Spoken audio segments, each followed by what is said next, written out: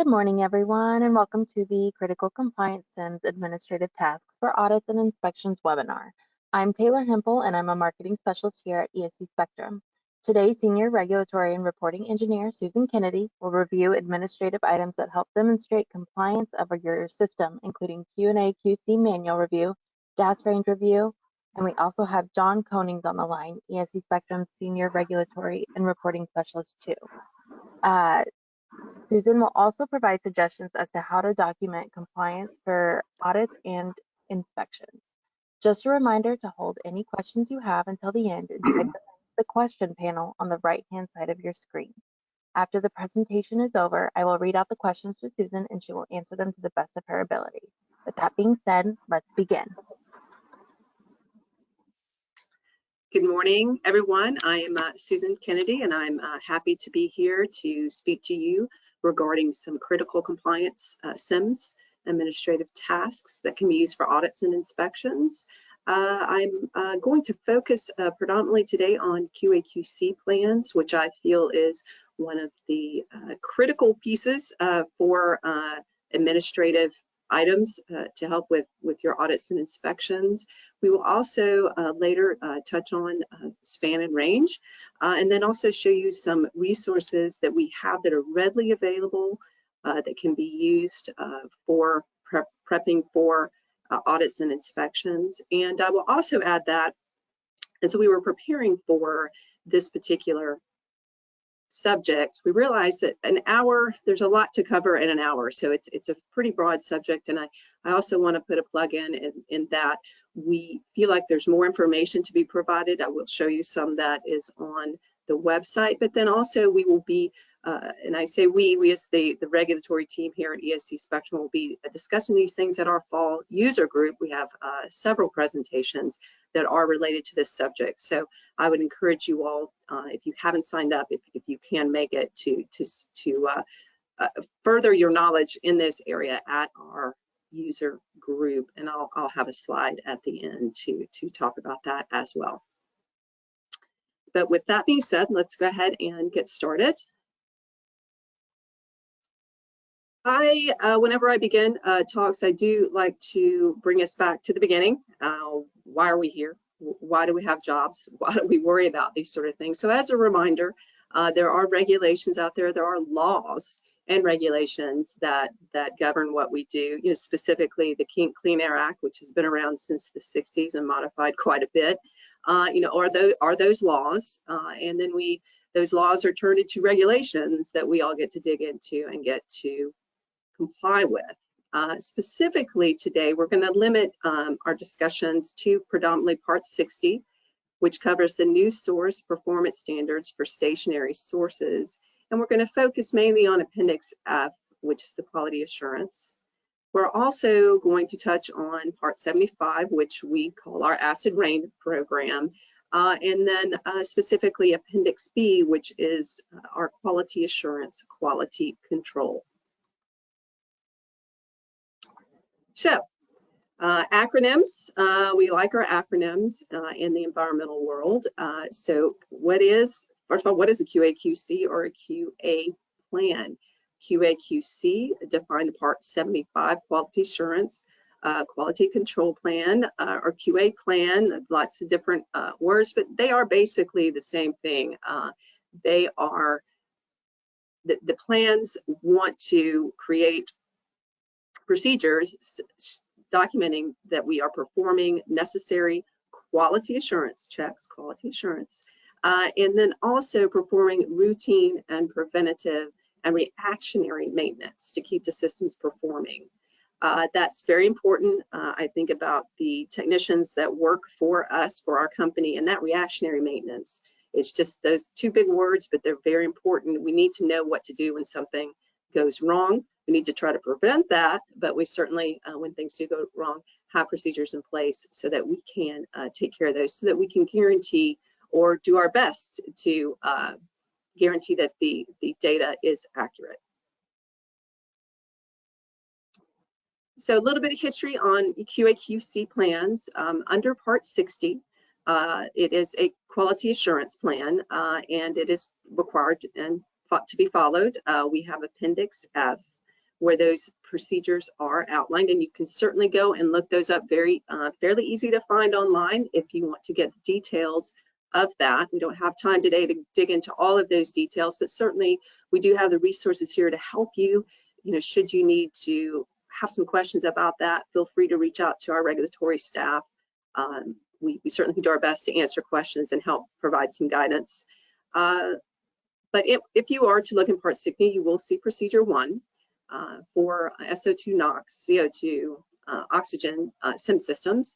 Procedure 2 is specific to particulate matter. Procedure 3 is for our opacity monitoring, and those are the systems. Opacity is a surrogate for particulate matter.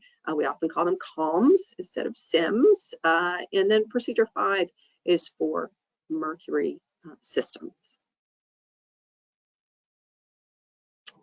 So you might ask, I sort of alluded to that the QA/QC plan and the QAP are very similar, but not all plans are the same. So we'll talk a little bit, I mentioned Part 60, let's talk a little more about Part 75 and the things that you might find differences should you have different facilities, different units that fall under different parts of Part 75. Specifically, we have systems that we commonly refer to Appendix B or a full CEMS. I usually call it a full CEMS, but these are systems that can have various types of monitoring requirements: SO2, NOx opacity, diluent CO2 or O2.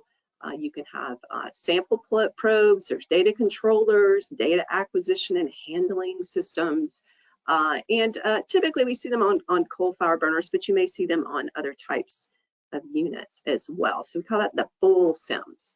And then another type is the Appendix D, which for those units that burn low sulfur fuels, such as natural gas as an example, or low sulfur oil, we have an optional SO2 emissions data protocol.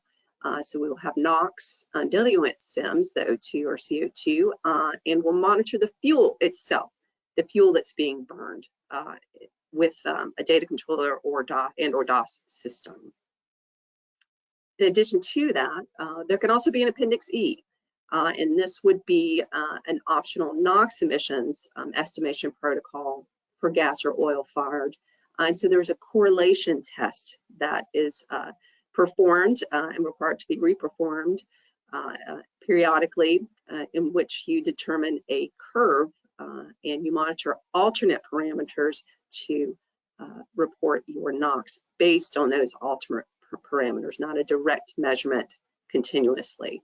So, and then there is actually additional options for low mass emissions units. If you meet a certain definition, you can use hourly emission rates in substitution for directly measuring those. So all of these systems are different and would require different QA plans, QA/QC plans.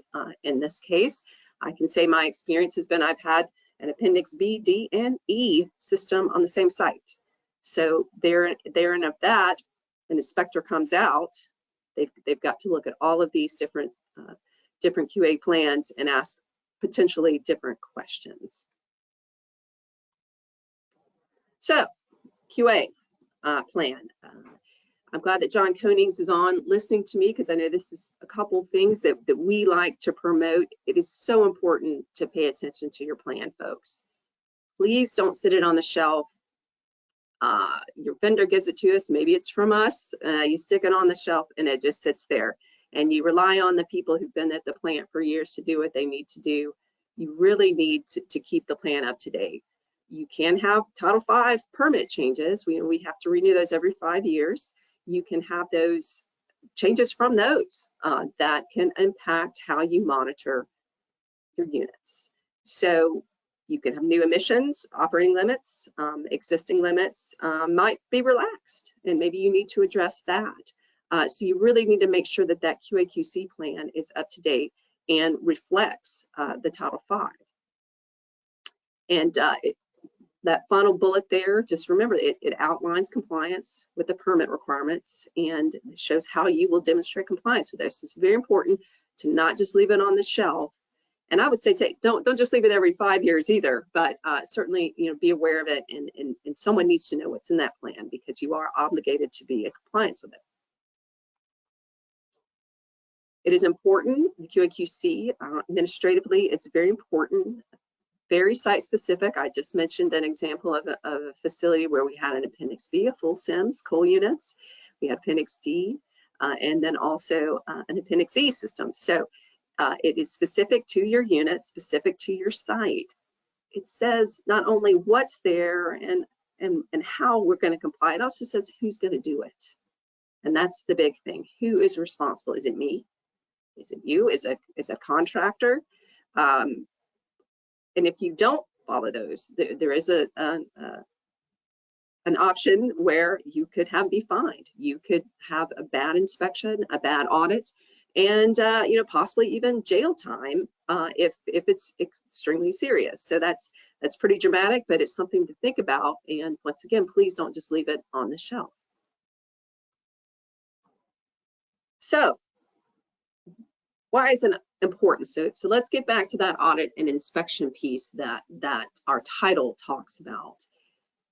You most likely have someone who comes and inspects your site, someone who is from a regulatory agency such as the state or potentially US EPA. And those are periodic inspections that they are required to do. Maybe it's every year.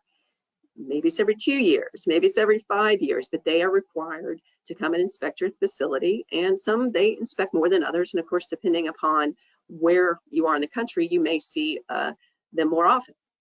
The next bullet that I like to point out, your internal controls group would come and do audits. These are the people that make sure that your company is in compliance with rules and laws. And if you are publicly traded, this is very important, these types of systems. And they're important to every company, but certainly publicly traded companies have a lot of scrutiny on them. And so your internal audit group, and it's been my experience, is often tougher than your agencies that come and see you. And they should be. They should keep you in line.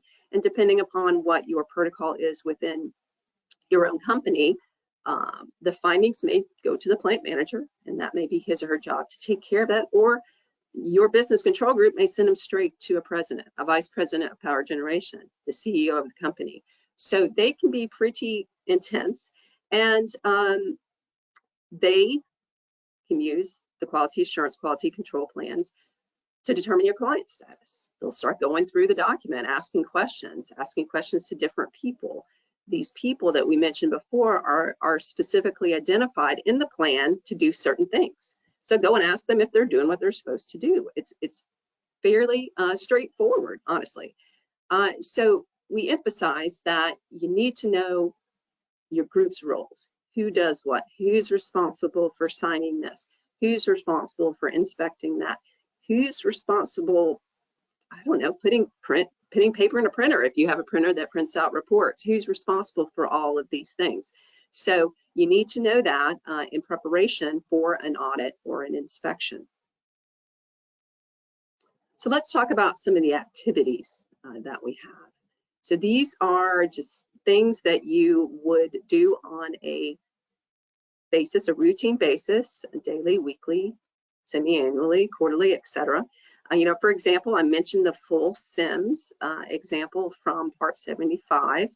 There are things, daily calibration checks for gas. All these things can be audited, making sure that you are doing your daily counts. Quality assurance checks on sample trains in the mercury sorbent traps. System integrity checks for mercury CEMS. Those are due every 7 operating days, not weekly, so that can get kind of picky.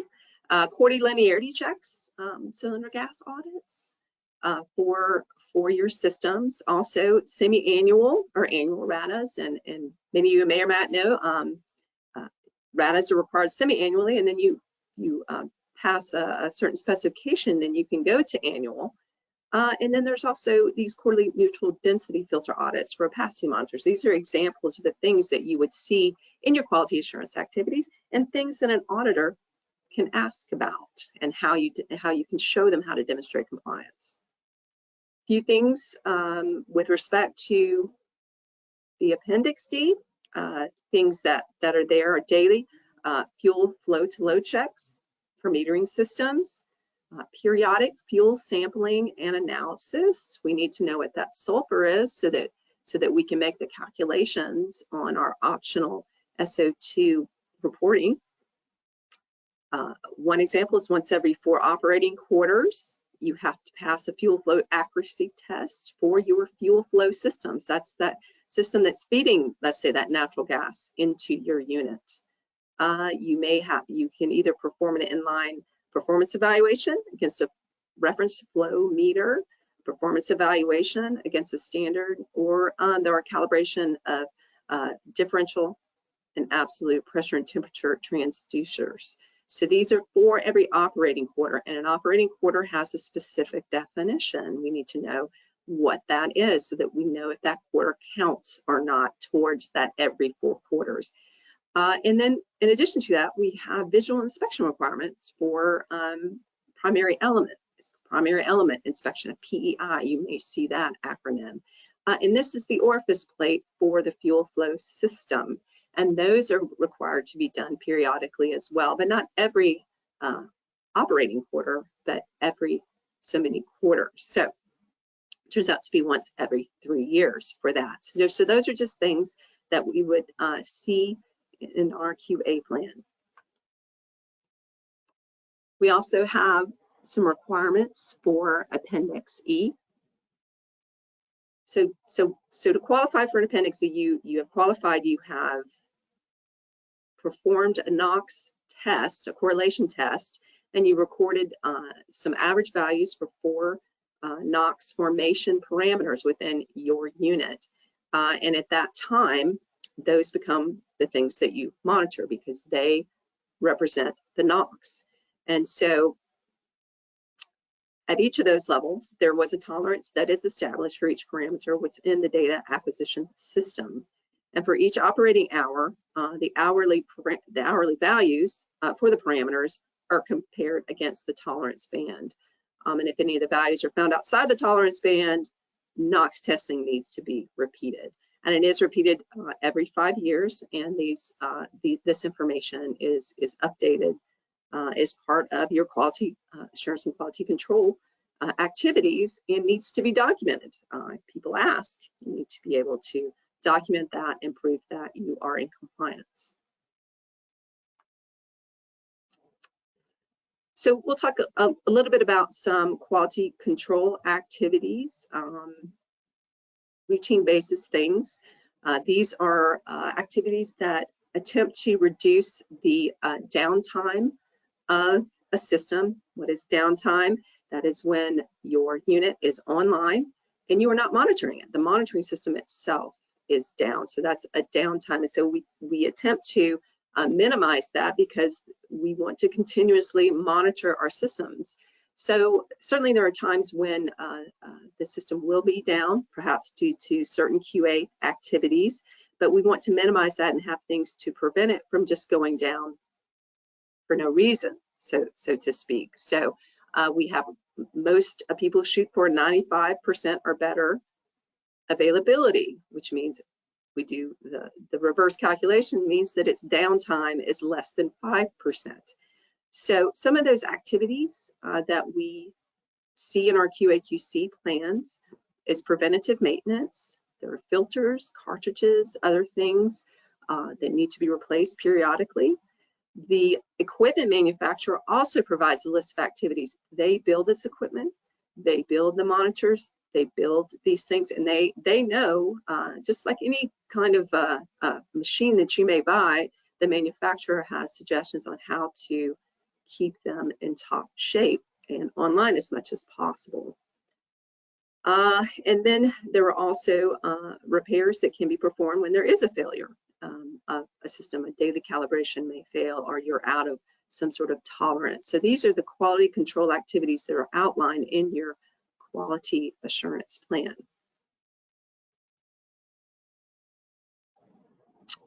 So we do have some recommendations for the QA/QC plans. Once again, thinking about how to respond to an audit or an inspection. So we want to make sure that our plans represent, once again, our facility, what we need to do, who needs to do it.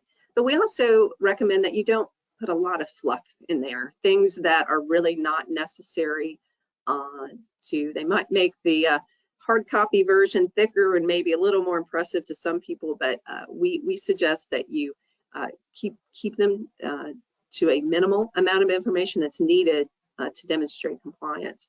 For example, we would not suggest adding your construction materials for the shelter and other hardware. That's certainly shelters that are in different parts of the country are going to have different requirements based on the weather. I come from Florida. John Konings comes from Wisconsin. We may see different types of shelters in Wisconsin than you would in Florida. But we don't have to talk about that. So we know that that's a difference, but that it's not something that's necessarily important. Certification. Haven't touched on certification, but that is a process by where your equipment, your system is certified per the regulation to start collecting data and reporting data. It's a fairly straightforward process. There's specific things that need to be done, but we don't have to talk about that.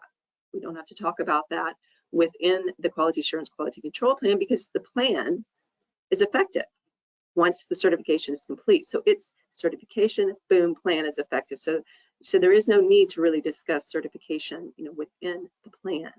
Also, descriptions, if you can generalize them, that's a good idea. Think about an auditor, an inspector looking through it and asking questions about things, and trying to minimize that opportunity is good, and it also makes the plan easier to understand, easier to read, easier to comply with. So, the final bullet there, we don't want to be painted into a corner.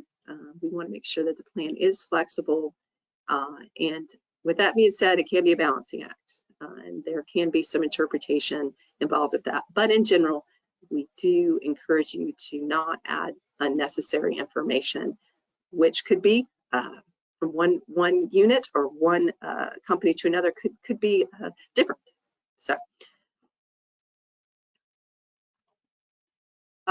So just to reiterate some additional recommendations, yeah, the plans they're thick, 100 plus pages. They will have some drawings or schematics, I think, that are helpful. We often, in the plans that we provide to our customers, have some diagrams of the data acquisition system, some flow charts and things like that. I would say fairly straightforward, easy for most people to understand, or people who are familiar with CEMS to understand, let me put it that way. Our plans include recommended spare parts, things that you need should something go down, that reactionary maintenance or that preventative maintenance. Sometimes folks like to include a copy of the permit. I've seen plans with copies of the entire Part 75 rule, and this is hard copy. This is a few years back. I really wouldn't recommend that. I think that, especially in this day of electronic options, the Part 75 can be retrieved fairly easily from anyone with internet access. And a lot often the permits are electronic as well. So that being said, we wouldn't necessarily recommend that, but if that's something that makes you more comfortable with your plan, certainly you could put it there if you'd like. So I'd like to just summarize some specifics about QA/QC plans or QAP before we move on to a couple of other items. We mentioned that we did have 4 different monitoring approaches for Part 75. Plans are similar but different. That's a fun word to say. Part 60, there are some differences there. They are similar but need to be, once again, site specific. We need to be aware of the different QA activities of each approach or methodology that we went over before. And then also routine maintenance work is also different. And once again, not only what we do, but who does it. Is that people on site? Is that someone at a corporate office responsible for specifics? Is it a contractor? Is it ESC Spectrum technicians that take care of your weekly system integrity checks or your quarterly maintenance? Who's in charge of that? Is it your instrument and control technicians on site? So those sort of things you need to be aware of, who does what, and fairly straightforward questions that you can get from an inspector or an auditor. So I want to change discussion a little bit, but also related to inspections and audits. Span and range. I want to touch on this. I do just have, I'm going to say just the one slide on this. This can be a fairly lengthy discussion, and I'm not going to go on or teach you how to evaluate a span or range. Certainly, if you want some more information, feel free to contact us. If you need some help with that, contact us as well. And maybe once I finish this slide, you may think you need some help with that. But specifically, you just start off, what is span and range? And I was doing a little research just trying to put this into perspective. For those that are not familiar with it, we think about range in any kind of equipment, anything that's going to measure something has to have a range. It has to have what's the upper, what's the lower. For example, a thermometer that is used to measure human temperature, body temperature, it has a range, right? It's not minus 50 to 150 degrees Fahrenheit. Why? Because a human doesn't go from minus 50 to 100 degrees. It has 150 degrees Fahrenheit. It has a limit in terms of what it can measure. It has a range. And so does any environmental monitoring equipment. The water guys at the plant may have a pH meter. I have a swimming pool. I have a test that measures my pH. The range of that test is not minus 50 to 150. pH typically runs, between 2 and 12. So that's the range of that test, and that could be the range of a pH meter in a laboratory. So in our case, we have boxes, we have analyzers that have a range, and there are specifics in the rule about range. They talk about range. Talk about span. So what's the difference? Well, span it's a reasonable estimate or an educated guess of how large the scale or the range of that analyzer needs to be. Span provides the basis for selecting that range. It's also used to define the upscale calibration gases that you need for your analyzers. And it's also the principal performance specifications for your daily cals and flow monitors are expressed as a percentage of that range. So that's why span and range are very important. How do they affect the linearities? Well, I mentioned the daily calibrations. Well, your linearity is a quarterly process, as well as your CGA if you have that requirement under Part 60. But the linearity, the check of the gas monitors, the calibration gases, has specific standards of low, a high, and a mid. And those are representative of the range of the span. So they need to be 20 to 30%, 50 to 60%, 80 to 100%, that span value. So that's how your span affects your linearities. So who cares? Why is this all important? Why is this important from an auditing perspective? And I'm going to, I'm actually going to read directly from the rule right now just to emphasize why this is, to me, is important from an auditing standpoint. And just to remind you, many of you may know this, but for each affected unit or stack, the owner-operator shall make a periodic evaluation of things like maximum potential concentration, span, and range for their monitors. And at minimum, an annual evaluation is required. And at that time, they should make any changes to span and range adjustments. So you need to be looking at these things, not only your span, but also your maximum potential concentrations and potentially your maximum expected concentrations annually. So you need to take a look at those annually. okay, Susan, I took a look at them annually. We haven't changed anything. The combined cycle's cranking along. We're making megawatts. We're doing what we need to do. It's like, oh, okay, so nothing's really changed. But think again about an audit and an inspection. The rule also goes on to say that the owner and operator needs to keep these results of the recent span and range evaluation on site in a format suitable for inspection. So let's say you haven't had any changes, but you need to show that you did look at it. You need to document that you've looked at that. If you do have changes, then that kicks you into some timelines. You have 45 days at the end of the quarter that you found that you needed to change these things to make that so. That can be extended up to 90 days if you need to get more calibration gases. Oh, I forgot to mention that there could be an impact to your calibration gases. As we see these units, I would say as we see units change the way they're operated and the types of fuels they burn, these are the things you need to think about. You're supposed to think about them every year. They could come up sooner than that, depending upon changes that you choose to make or that your company chooses to make. But that these are very important things to think about from an inspection. Once again, if you need some help with that, please let us know. As I said, I'm not going to go through a tutorial on how to exactly check your maximum potential concentrations, range, span and range, etc. But we certainly can provide some assistance if needed. And good resources, right there, Appendix A.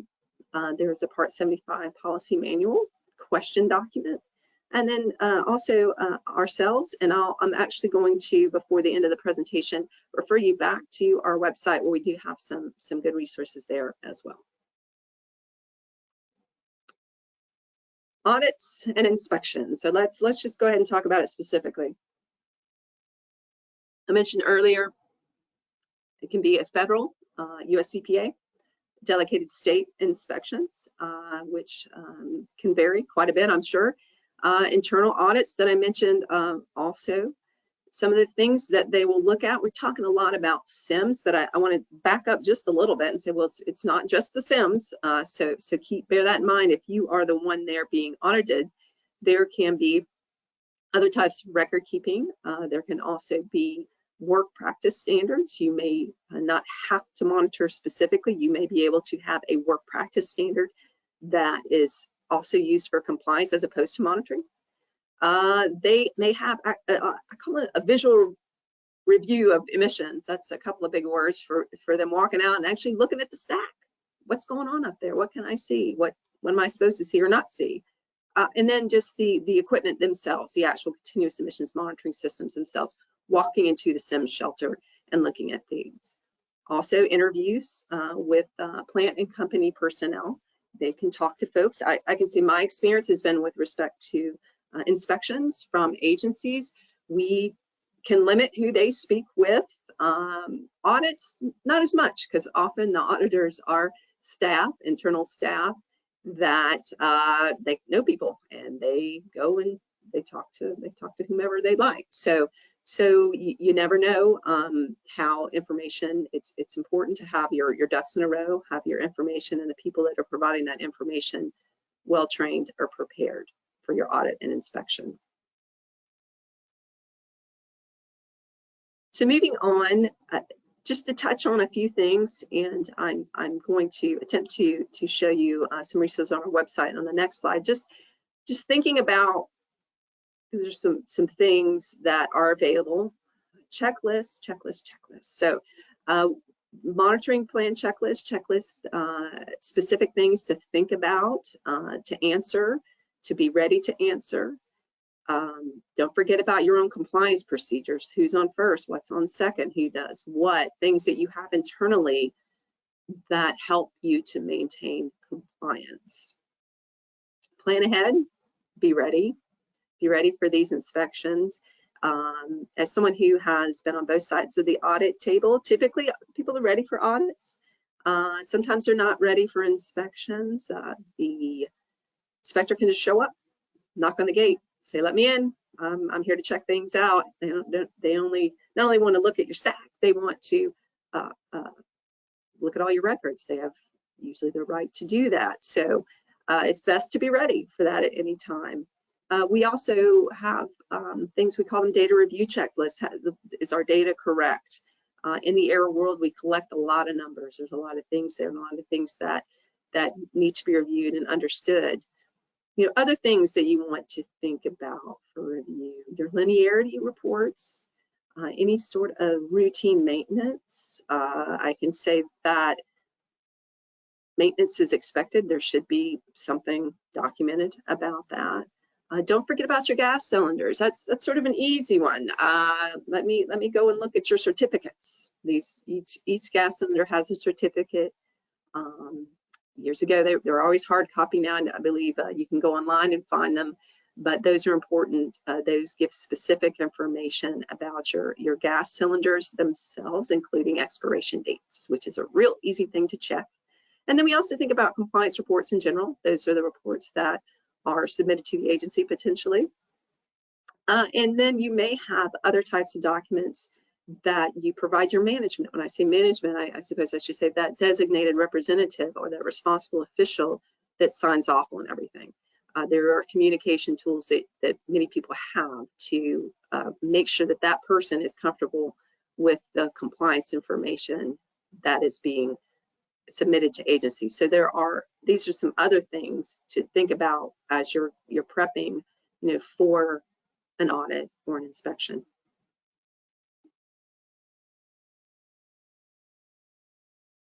So I did want to point out some resources. So I've got here a couple of links. One is our audit prep checklist.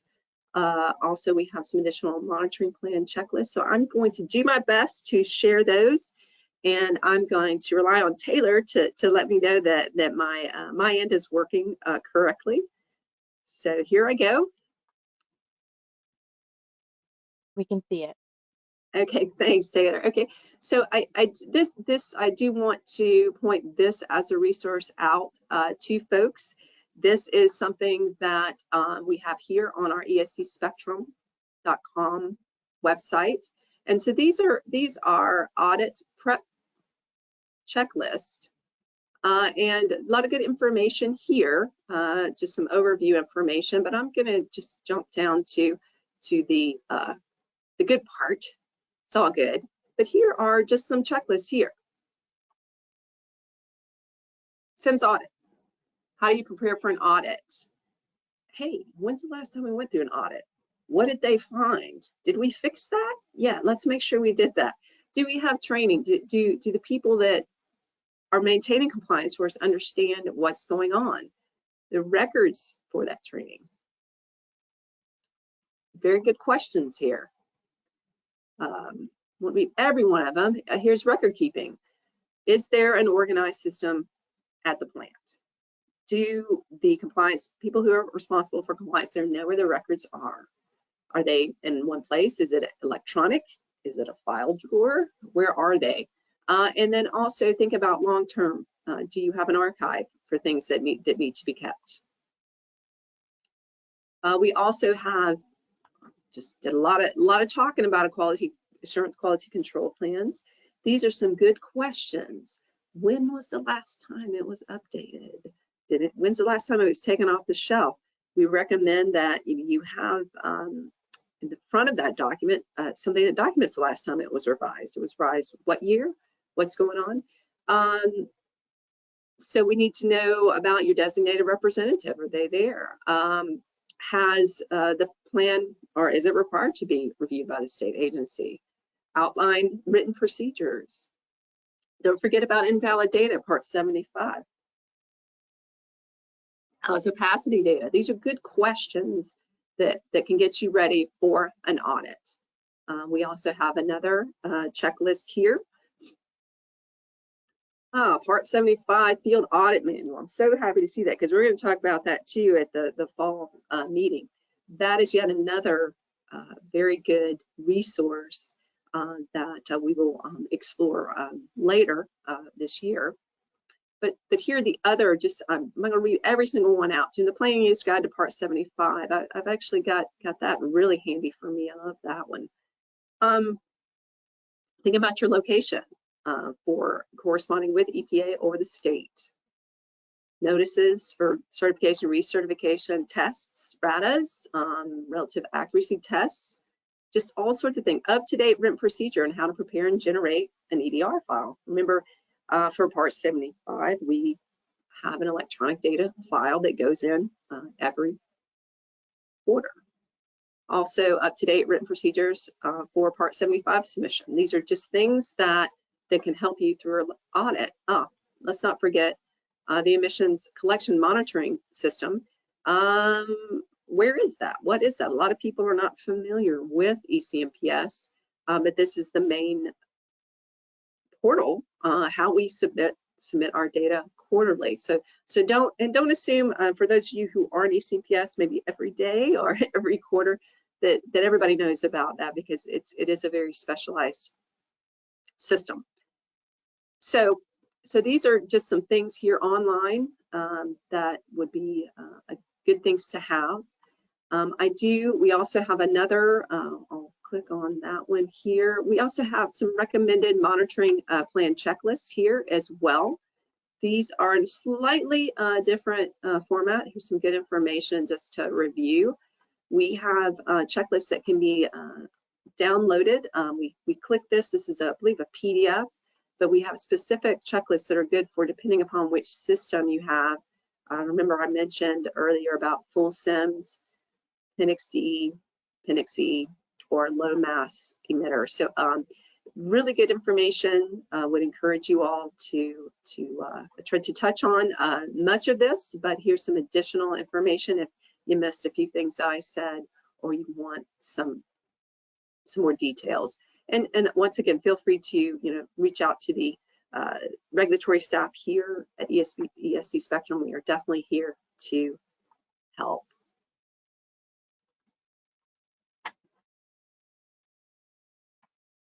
So moving on, I mentioned that this subject is a very important subject. There's a lot of things I think that we can discuss, that we can, more information that we can provide. If you're not on our distribution list, I know Taylor will be happy to help you and let you sign you up to our distribution list, but there have been a few emails about our user group meeting. I will be there on November 14th through 17th in Austin, Texas. Looking forward to that. There are going to be several tracks. I can't explain all of them. I know that our marketing folks can give you lots of information regarding that, but I can speak to that. The regulatory group will be providing some additional training or additional presentations. There will be a general regulatory update. The field audit, that's a big one. That's something that is going to be very specific. I believe it's been given before, but I think it's a good idea to give it again. Specifics about how to prepare for an audit with EPA. We also are going to talk a little bit about low mass emissions to full CEMS, transitioning from that from one to the other. So that's a unique thing that we see coming up. And then also back to my QA/QC, we want to keep encouraging you all to take those QAs/QCs off the shelf, look at them, make sure you devote some time. They could take some time to go through and make sure things are correct, such that an auditor does not pick it up and ask you if you do something. Oh, we don't do that anymore, but it says that you do that. I'll give one example. I saw a QA plan that said that we will annually use car soap to wash the outside of our shelters. I think it's a great idea to keep them clean. Are you really going to do that? Is it on a checklist that right now? Yes. Is that something that you have to do? No. But if you say you're going to do it, you need to do that. So important things about that. So be happy we'll be expanding more on your QA/QC plans, and then also your monitoring plans. Those are the plans that explain, sort of similar to a QA/QC, but explain how you will monitor your emissions, and specifically how that data is collected, how that data is analyzed, what sort of formulas you use to calculate the information that you are submitting to the agency, etc. So we are going to also have a good talk on that. So very excited about the fall user group. So I encourage you all to go online if you need some more information. We certainly can provide some additional information to you about that. We hope to see as many of you as possible here in Austin in November. So with that being said, it's I've got 10:46 according to my computer. So I think we may have some time for additional questions. I think Taylor was taking care of those. So I'm here to answer any questions. And then we also have John Konings on as well, who helped me with this presentation. So be happy to take any questions now, Taylor. Yes. So it looks like we have a question. How often have you seen an agency question critical spare parts list and/or availability?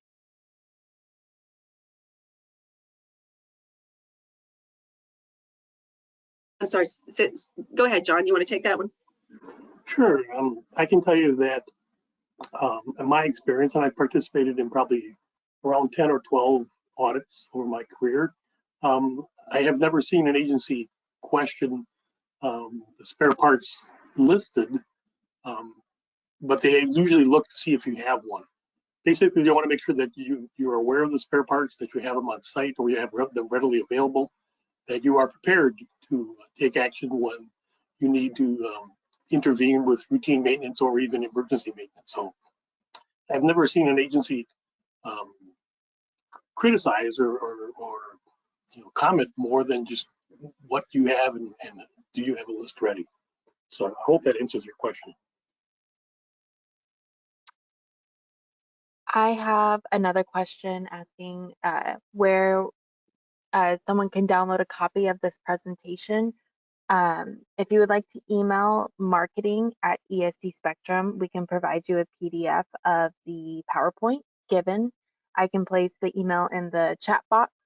I also want to point out I did place the 2 links that Susan shared about the monitoring plan checklist in the chat box as well, and also a link to our fall user group registration as well. You can look at the preliminary agenda and register and also make a reservation at your hotel. Let's see. Looks like we have another question. Are there federal permit shields for third-party audits?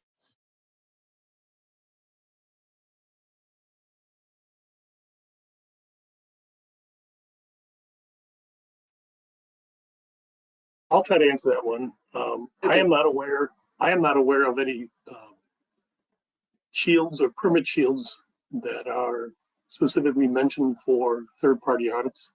I'm assuming when you say third party, you mean an outside intervener, say a Sierra Club or one of those types of organizations. I think that's more of a policy response by your company, whether or not you would be open to receiving an inspection or an audit from an outside party or not. I do believe most regulations and permits specify that the agency which has authority over the facility or over the particular reporting program, they have the legal right to perform audits from that standpoint. So I hope that my response is giving you what you're looking for.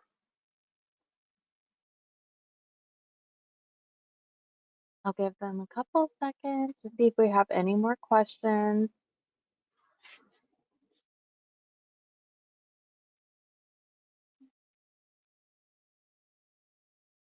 All right, it doesn't look like we have any more questions coming in. Susan or John, do y'all have anything else you would like to add to the presentation?